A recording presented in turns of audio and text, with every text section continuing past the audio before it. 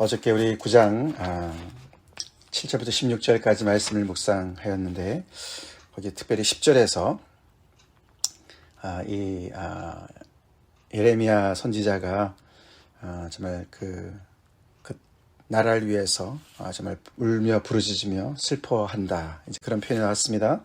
내가 산들을 위하여 울며 부르짖으며 광야 목장을 위하여 슬퍼하나니.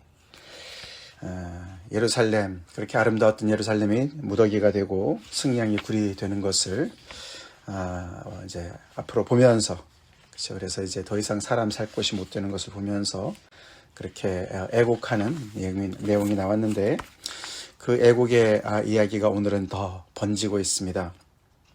17절부터 20절까지 이제는 전문적인 곡하는 사람들을 불러오라고, 곡하는 부녀를 불러오라고 그렇게 얘기를 합니다. 그래서 애곡을 하게 하라고. 왜냐하면은 그 땅이 완전히 망했기 때문에, 큰 부끄러움을 당했기 때문에, 그래서 자신들의 거처를 완전히 이제 빼앗기고 이제 헐어버림을 당하였기 때문에 그렇게 통곡하라고 이야기를 합니다. 그런 일이 절대 일어나지 않을 것이라고 여전히 믿는 많은 사람들, 절대 다수의 사람들은 왜 저렇게 하나, 무슨 저렇게 정말 재수없는 이야기를 하며 저런 제스처를 하나, 계속 당연히 그렇게 생각을 했겠죠.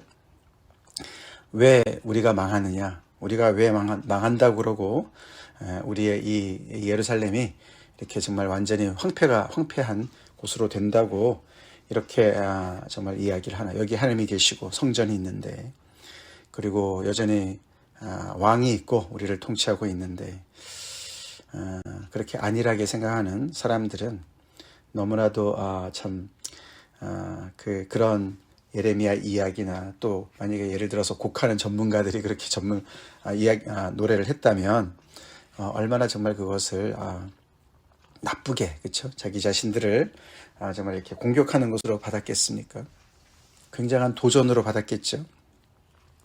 왜냐하면은 통치하는 사람이나 또는 그 성전에서 책임을 지고 있는 사람들은 그런 정말 불안한 이야기를 절대로 정말 좋아하지 않죠. 그렇죠. 그래서 아마도 불온한 세력으로 규정을 했겠죠. 예레미야와 거기에 또 동조하는 사람들을 그렇게 생각했을 것입니다. 그러나 계속해서 하나님의 말씀은 예레미야를 통해서, 예레미야뿐만 아니라 이렇게 계속해서 이 정말 잠자고 있는, 영적으로 깊은 그런 잠에 빠져 있는 것 같은 이런 반응하지 않는 그런 백성들한테 계속해서 여러 가지 방법을 통해서 그들을 일깨우려고 애를 쓰고 계십니다. 점점 더 기울어져서 이제는 정말 더 이상 돌아올 수 있는 그런 상황이 아닌 것을 점점 보면서도 이제는 계속해서 그들을 위해서 곡하라고 그렇게 이야기를 합니다. 슬픈 노래를 가르치라. 이유는 지금까지 우리가 계속 봤지만 오늘도 이야기가 나오죠. 21절에 사망이 그들에게 도적처럼 쳐들어오기 때문에 사망을 의인화했습니다. 사망이 우리 창문을 통하여 넘어 들어오며 우리 궁실에 들어오며, 그렇게 얘기를 합니다. 마치 무슨 홍수가 나서 물이 밀려오듯이 그렇게 그냥 틈만 있으면 그냥 싹 스며드는 무슨 연기같이, 그렇게 이 사망이, 죽음의 신이 마치 스며드는 것처럼 하나님께서 애굽의 그 장자를 칠 때 하나님께서 그렇게 죽음의 신을 보내신 것처럼, 그렇게 그 사망이 그냥 온 사방을 가리지 않고 창문을 통해서 들어오고 궁실에도 들어오고, 우리 창문, 아무래도 그냥 일반인의 어떤 그런 집을 얘기하는 것 같고, 궁실이라고도 얘기하죠. 궁실은 왕이 살고 왕비가 사는, 어떻게 보면 가장 이 지상에서 가장 안전한 곳이 아니겠습니까? 거기도 차별 없이 그대로 다 스며들어가는, 그렇게 표현을 합니다. 사망이 그렇게 온 정말 천지를 뒤덮을 거기 때문에, 그래서 안팎으로 안에 있는 사람들한테는 그렇게 들어가고, 밖에 있는 자녀들은, 또 거리에 있는 청년들은 다 그 사망에 쓰러지는, 멸절을 당하는 그런 날이 오기 때문에 너네는 지금 전문 애곡하는 사람들을 불러서 애곡해라, 그렇게 얘기를 하고 있습니다. 어제도 봤지만 이 모든 것은 하나님께서 주도하시는 일이었습니다. 그래서 이 사망으로부터 안전한 곳이 하나도 없는 것이에요. 그 사망으로부터 보호해줄 수 있는 것이, 보호해줄 장치가 하나도 없습니다. 왕도 못합니다. 제장들도 못합니다. 심지어는 예루살렘 성전도 못합니다. 그들의 우상이 못합니다. 아무것도 할 수가 없기 때문에 지위 고하를 막론하고 빈부 노소를 다 막론하고 모두가 다 그 사망 아래서 정말 쓰러질 것을 이렇게 이야기하고 있습니다.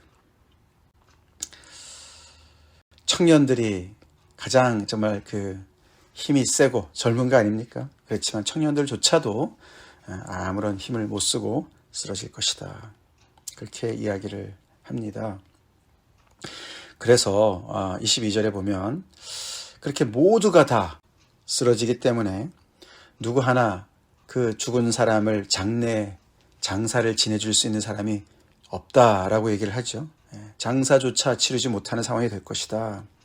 너는 이같이 말하라. 여호와의 말씀에 사람의 시체가 분토같이 들에 떨어질 것이며 추수하는 자의 뒤에 버려져 거두지 못한 곡식단같이 되리라. 정말 너무나 무서운 무시무시한 그런 이야기를 하고 있습니다. 그러니 그런 닥칠 현실에 무엇을 할 수 있겠나? 너네가 애곡하는 일밖에 없을 것이다. 그것도 살아남아야 애곡을 하죠. 그렇게 얘기를 하고 있습니다. 이 예레미야가 혼자 하던 일을 이렇게 사람들을 불러서 한다는 이야기는 그것은 이제 공적인 행사로 이야기를 하는 거예요. 그것이 어떤 개인적으로 그냥 조용히 은밀히 하는 것이 아니라 이것을 이제는 공론화하는 것이죠. 그래서 공적으로 모든 사람들이 그렇게 정말 거기에 반응을 하고 거기에 울라고 얘기를 합니다. 그만큼 이제 정말 이 멸망이, 사망이 임박해 있는 것을 강조하고 있어요.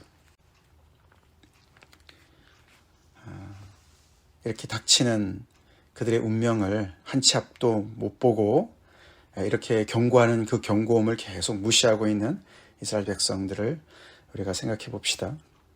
오늘날에는 우리가 하나님의 말씀을 통해서 어떤 경고를 듣고 있습니까? 우리는 어떻게 반응하고 있습니까?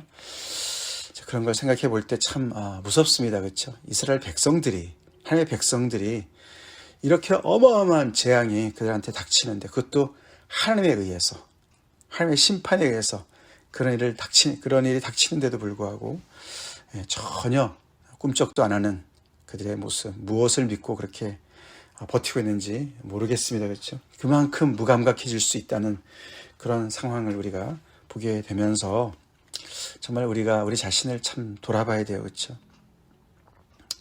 자, 그러면서 우리 예레미야서에서 정말 어떻게 보면 가장 유명한 말씀 23절, 24절 말씀이 이어서 나오고 있습니다. 여러분들이 23절, 24절은 외워도 좋겠습니다. 여호와께서 이와 같이 말씀하시되 지혜로운 자는 그의 지혜를 자랑하지 말라. 용사는 그의 용맹을 자랑하지 말라.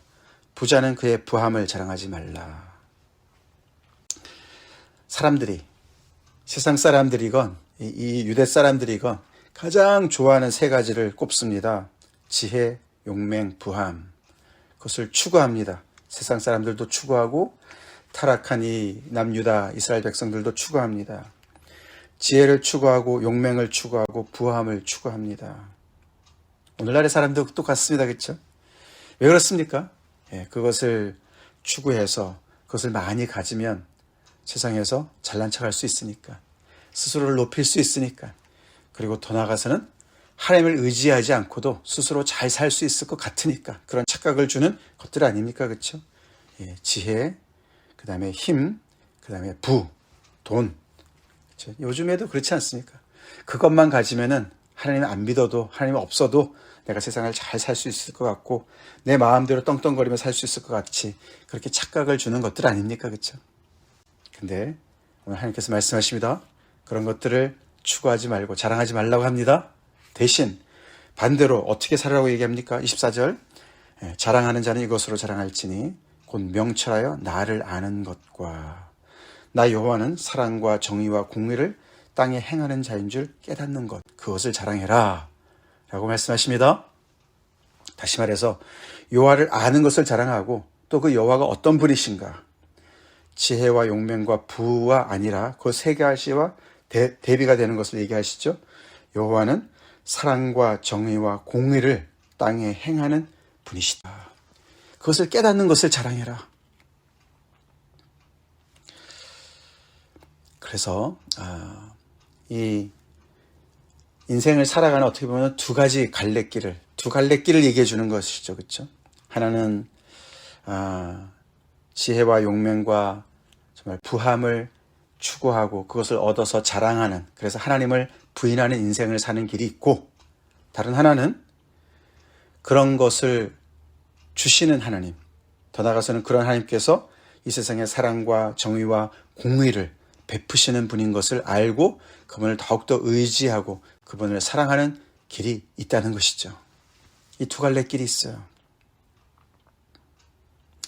어떻게 보면 하나님께서 이스라엘 백성들한테 이런 두 가지의 그런 선택을 주시는 것 같습니다. 그렇죠? 너네 이렇게 두 가지 길이 있는데 어느 길로 살래?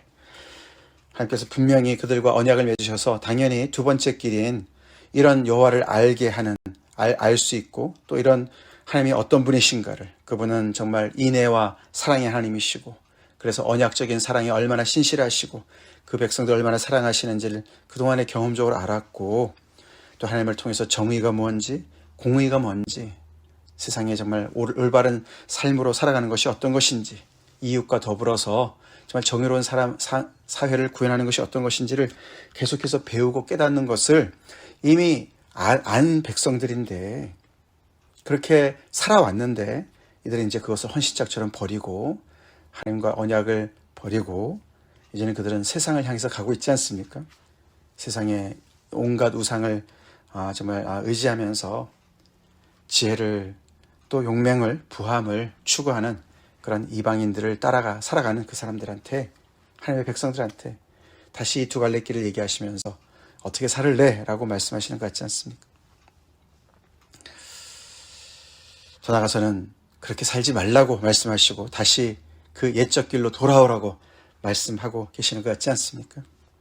그래서 여기 지혜를 자랑하지 말라. 이 지혜는 그런 면에서 볼 때 우리가 고린도전서 1장에 나오는 지혜예요. 그렇죠? 세상 지혜를 얘기하는 거예요. 그렇죠? 하나님을 잘 아는 것이, 여호와를 경외해서 진짜 참된 지혜를 얻어야 되는데 그런 지혜가 아니라 세상에서 어떻게 하면 내가 성공할까, 이런 어떻게 보면 잔꾀와 같은 그런 것이죠. 세상 지혜는 하나님의 지혜를 알지 못합니다. 그렇죠? 그래서 세상의 지혜가 결국은 하나님을 알지 못해서, 알아보지 못해서 하나님께서 보내신 그리스도를 죽였습니다. 그렇죠? 영광의 주를 죽였습니다. 그런 지혜를 세상은 이야기하고 있는 것이죠. 그런 거 자랑하지 말라고, 내세우지 말라고 이야기하고 있습니다. 그런데 어떻게 했습니까? 결국은 우리가 그 밑에 25절, 오늘 26절 보면은 결국 이 이스라엘 백성들은 세상이 가는 길을 선택한 것 같습니다. 그래서 결국은 그들이 아무리 할례를 받았다 할지라도 할례 받지 못한 자들과 똑같이 되어서 하나님께서는 그들을 또한 심판하실 것이다 라고 이야기를 합니다. 예레미야에 들어와서 처음으로 이제 이방 나라 이름이 거기 거명이 됩니다. 거론이 되죠. 애굽과 에돔과 암몬 자손, 모압 자손, 또 광야에 살면서 아라비아 땅에 사는 그런 사람들이죠. 살적을 깎은 자들, 머리털을 모발을 하는 그런 사람들 얘기하는데요. 그런 사람들과 너네가 뭐가 다르냐?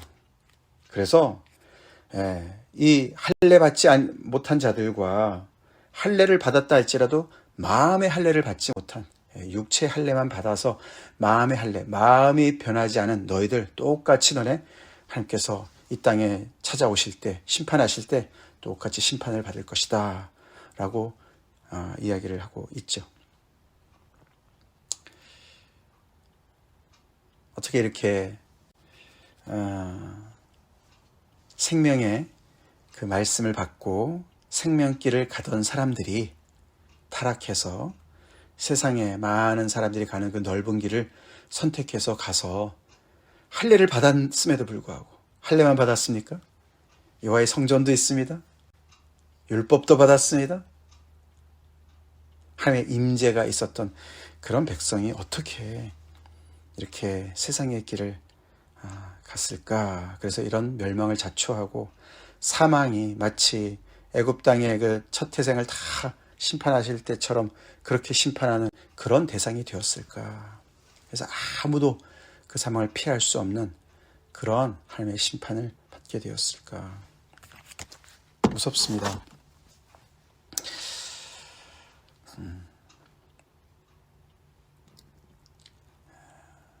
그래서 우리가 하나님의 말씀이 우리의 마음속에 깊이 파고들어야 될 줄로 믿습니다.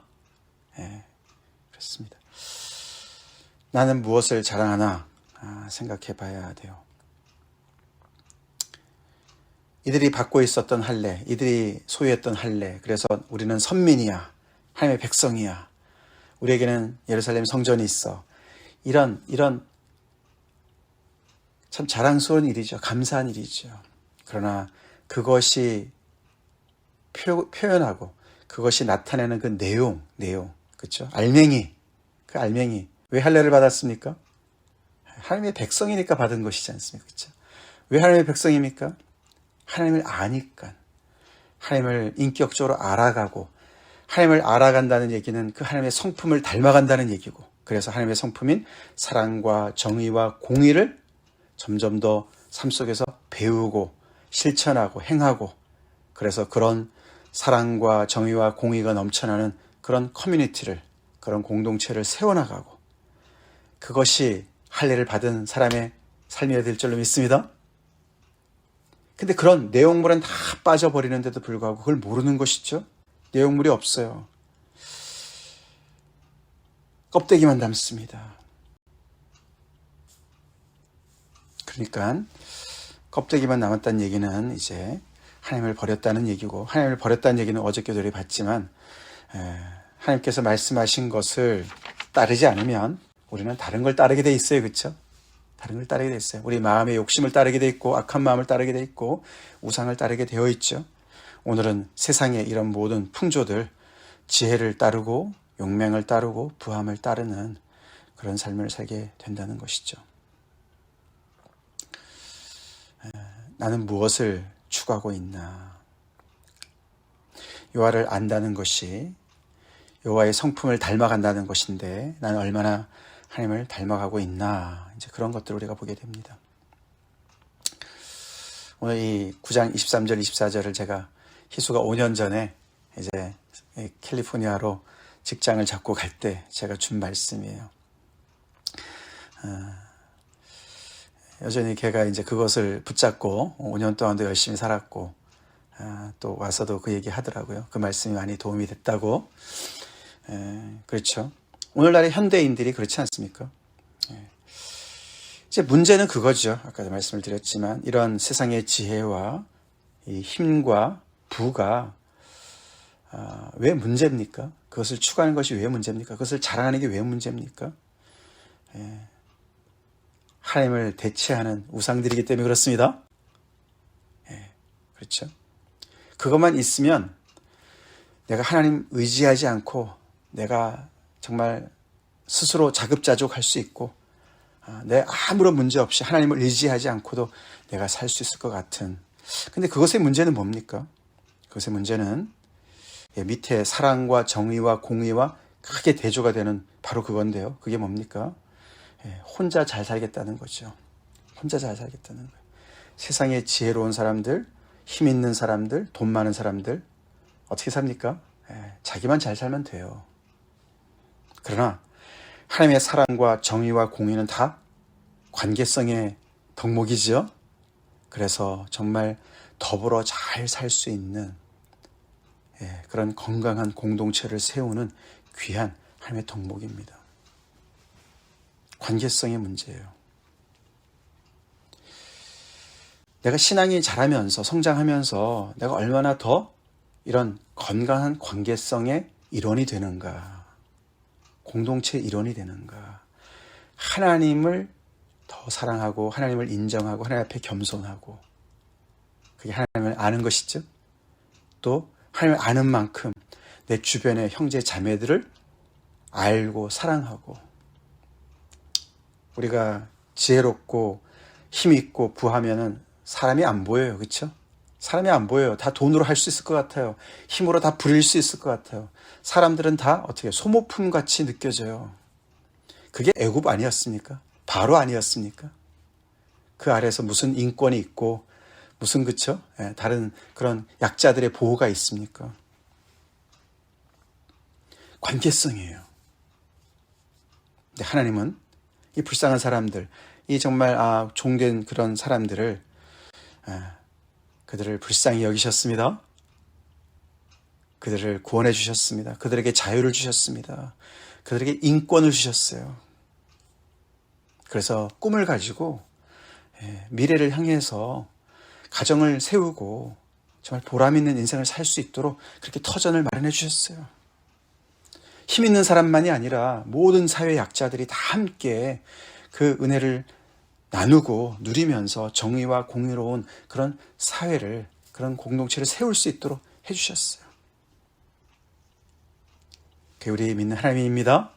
우리 하나님은 그러신 분이세요. 그래서 하나님이 삼위일체 하나님이세요. 커뮤니티 오브 갓이라는 그런 그 조직시나 이제 그런 제목도 있는데, 하나님도 정말 삼위 하나님이 한 분이신 것이죠. 그래서 그 안에 정말 하나님의 그런 공동체의 그런 어떤 그 소망이 담겨 있는 것이죠. 우리 주님께 가까이 가면 갈수록 점점 더 혼자가 되고 있습니까? 독불장군이 되고 있습니까? 완전히 역행하는 거예요. 잘못 가는 거예요. 그게 신앙생활 아닙니다. 아닙니다. 우리는 하나님을 알면 알수록 하나님의 이 사랑과 정의와 공의의 성품을 닮아가게 되고, 그만큼 우리는 옆에 있는 지체들을 사랑하고 정말 정의롭게 공의롭게 대하게 될 줄로 믿습니다. 그래서 건강한 공동체를 세워나가는 것이에요. 그렇게 이 백성들이 정말 귀한 하나님의 그런 거룩한 백성으로 그런 공동체를 세워서 이 세상에 자기만 살려고 하는 힘이 지배하고 돈이 지배하고, 그렇죠? 그리고 이런 꾀가 지배하는 그런 세상에서 우뚝 서서 새로운 그런 하나님의 놀라운 그런 공동체를 세우라고 불러냈는데, 할례를 받게 하셨는데 할례만 덩그렇게 남아 있습니다. 그래서 그들은 선민의 모든 특권을 다 상실했어요. 그래서 이제는 사망이 그 땅을 뒤덮습니다. 그래서 애곡할 수밖에 없는 상황을 앞에 두고 있습니다. 우리 오늘 말씀을 가지고 또 다시 한번 하나님의 거룩한 교회로 바로 섭시다. 앞에 또 돌아설 것 돌아서고 회개할 것 회개하고, 내가 더욱더 주님을 알고 따르기 원합니다. 주님만을 자랑하기 원합니다. 이렇게 기도합시다. 다 같이 기도하겠습니다. 하나님 감사합니다. 우리가 약속의 외인이었고 하나님을 전혀 몰랐던, 그리고 세상의 모든 풍조와 공정권세 잡은 자와 마음의 욕심을 따랐던 그런 정말 헛개비 인생을 살았었는데, 웬 은혜로 우리가 이런 귀하신 하나님을 알게 되었고, 그 하나님이 어떤 분이신지 더욱더 이렇게 풍성한 말씀으로 알게 하신 하나님께 감사드립니다. 하나님, 세상 것 우리가 자랑하지 않게 하시고 추구하지 않게 도와주시옵소서. 지혜나 용맹이나 부함을 오늘날에 이 세상이 미친 듯이 쫓아가고 있습니다. 아버지, 우리 자신뿐만 아니라 우리 자녀들 또한 아버지 하나님, 오직 하나님만을 아는 것을 자랑하게 주님 그렇게 살게 도와주시고, 아버지, 우리 공동체가 그런 하나님의 성품을 닮아서 사랑과 정의와 공의가 넘쳐나는 그런 귀한 공동체로 더 나아가서 아버지 그런 사회가 될 수 있도록 그렇게 계속해서 주님을 닮아가는 우리가 되게 하여 주시옵소서. 세상을 따르지 않게 하여 주시옵소서. 주님을 아는 그 내용이, 삶의 내용이 더욱더 풍성하게 도와주시고, 그래서 아버지 정말 비교할 수 없는 그런 생명의 길로, 영광의 길로 계속해서 우리가 갈 수 있도록 힘주시옵소서. 예수님 이름 받들어 간절히 기도 올려옵나이다. 아멘.